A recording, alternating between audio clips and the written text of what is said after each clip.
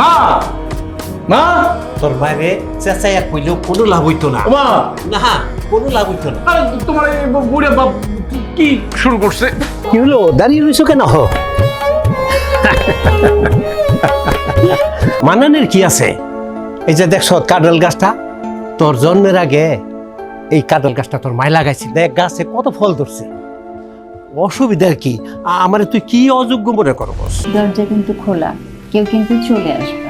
কোনো সমস্যা নেই, আজ এই ঘরে তুমি আর আমি ছাড়া কেউ নেই। লজ্জায় মুখটা আমার শেষ হয়ে যেতেছে। আল্লাহ, কি করুম আমি? তুমি লুডুর সাথে বাইসে গেছো।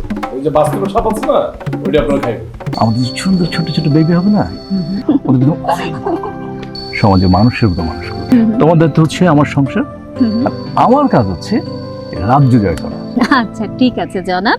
এখন কি আমার বয়স একেবারে শেষ হয়ে গেছে, আমরা যাই হনে। আর শোন, দুপুরে রান্না বান্না একটু ভালো করে রাখিস, একসাথে বৈশা খাবো, কি কও? হ্যাঁ, তোমাকে আর কিছু করতে হবে না। তবে হ্যাঁ, আমি যখন কিছু করব তুমি কিন্তু একটা কথাও বলতে পারবে না। তখন শুধু তুমি চেয়ে চেয়ে দেখবে। চেয়ে চেয়ে দেখা ছাড়া তোমার আর কিছুই করার থাকবে না। ঠিক আছে, বলে দিলাম। বুঝতে পেরেছো তো না?